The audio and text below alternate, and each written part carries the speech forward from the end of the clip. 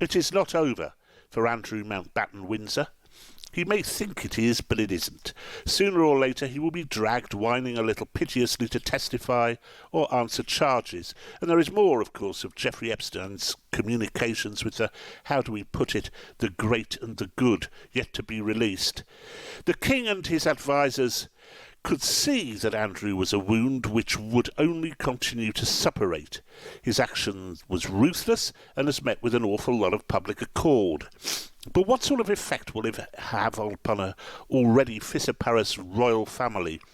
Are we in the same kind of situation now that we were in when Edward VIII abdicated in December 36?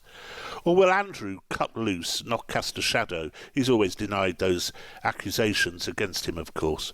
Joining me now is the author and journalist Alex Larman, whose books include The Crowning Crisis and Windsor's at War, both about the events about the abdication of King Edward VIII and his relationship with his brother and successor, George VI. Alexander, welcome to the programme. Thank you for joining us. What have you made of the week's events? Well, it's absolutely unprecedented, isn't it? And I mean, I've been writing about the royal family for longer than I care to remember, and there has never been anything like this in terms of sheer event, because we're not talking about a Harry and Meghan situation, which ultimately there's a lot of fuss, but didn't actually add up to anything. I mean, this is massive, because this isn't just about somebody and his wife going off and leaving the country. This is about somebody being stripped, forcibly stripped as well, of his royal titles, and actually being stripped not just of the Duke of York and the Order of the Garter, but of actually being stripped of being the prince itself. So I think just to take a step back and just look at the last couple of days in particular, and you start to think, well, the king has acted in a way that he might have seen as being quite decisive, but is it enough? Because I think that a lot of people are looking at the institution of the monarchy and they're saying this isn't actually the kind of royal family we should have. Of course, the question is, what is the kind of royal family we should have? Because it's not a democracy. We don't get any choice in the matter. But I think the question a lot of people are asking at the moment, this is only going to get worse over the coming days, weeks and months, is, has Andrew committed a crime? Should he be arrested and charged and prosecuted for committing that crime? If he hasn't committed a crime, why exactly has he been treated like this?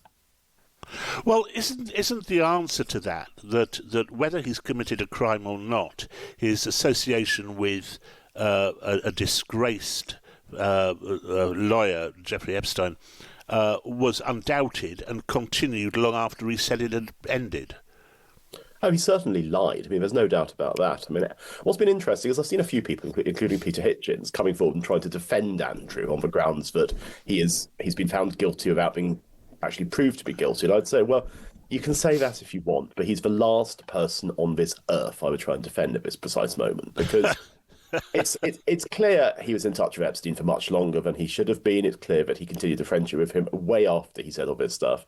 He has lied and lied and lied, and now the chickens have come home to roost, and he's obviously getting what he deserves. But the question that I would ask is, where does it end, and what are going to be the knock-on effects for the royal family itself?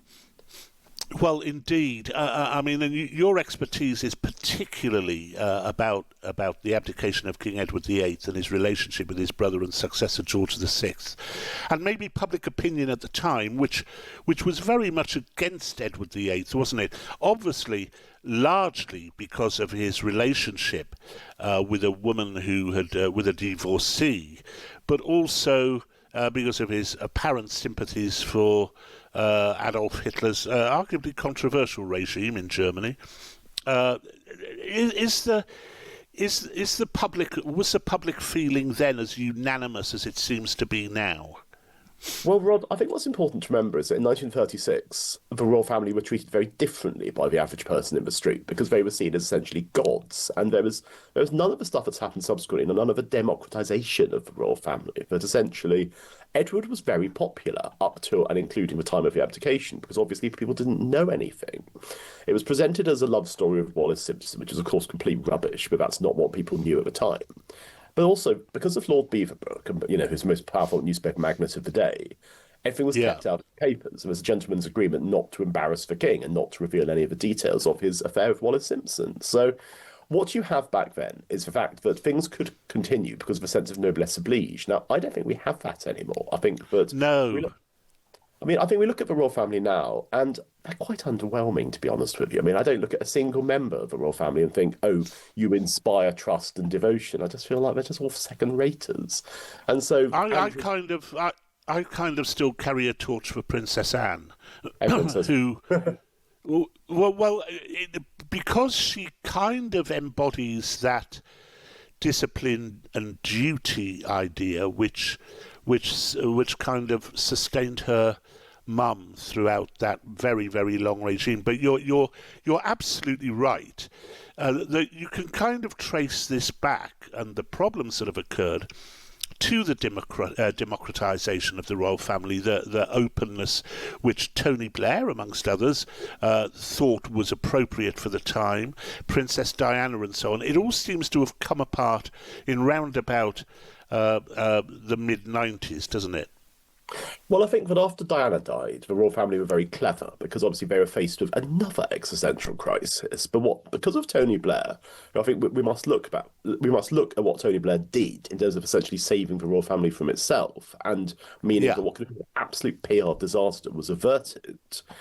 It's interesting because Starmer has no input whatsoever, as far as I can see, into any of his stuff with the royal family now. I mean, given that he began his career as a Republican, you wonder how invested he is anyway. But basically, the royal family need Tony Blair. They need somebody who can come in and say, this has got out of hand, this is what you should be doing. Because there's been a lot of slightly hysterical briefing to the papers about the king took this decision unilaterally. Prince of Wales was a person pulling all the strings, blah, blah, blah. The actual reality of it is that the royal family look like they're on the back foot at the moment. And you go back in history, and actually, with George VI, the man who had an appalling speech impediment, there was a real sense that, which made him a very poor public speaker, there was a real sense that people wanted him to succeed. And that's something that's quite interesting, whereas I don't think that is the case now. I mean, I think there are die-hard monarchists who want the royal family to be a great institution, want the royal family to be what it should be. But then that's coming up against the fact that, as I said, with the exception for Princess Royal, who I do agree with you, I think she is a great woman, they are a bunch of second-raters. And the trouble with second-raters is you get exposed eventually. When you made the Windsors at War documentary for Channel 4, the contemporary resonances were all about William and Harry, weren't they? That was where the war existed. But do you see the same sort of thing now with Charles and Andrew? Well, it's not very equal, is it? Because if you look back, Edward was the charismatic one. George was the one who basically was dutiful and had to pick up the pieces. Harry and William, Harry's probably a more charismatic and probably more likable person than William as well. Andrew, I suppose what's interesting about Andrew is that when he was in his heyday, he was Randy Andy. He was the person who was going round and being beloved. And of course, what's very interesting to see now is that it wasn't all that long ago that Andrew was quite a popular figure. He was seen as quite charismatic, quite dashing, quite good looking. I mean, he was compared to Robert Redford. So you're talking about a fall from grace. I mean, that seems extraordinary now, but you're talking about a fall from grace. It would be unprecedented, but I also anyone could have seen this coming. And I think that what we are seeing is sunshine being let upon the royal family. And actually, I think that a lot of people are going to see aspects of the royal family and think, oh, I don't much like what I'm seeing. I'm not very convinced that actually taxpayer money should be going to people like Prince Andrew. And I think that that's only going to lead to greater difficulty. Good point. I think you're probably right. That's Alexander Larman. Thanks so much for joining me this morning, Alexander. And you can buy Alexander's books at timesbookshop.co.uk, where Times Plus members will enjoy a 20% discount on that and thousands of other titles.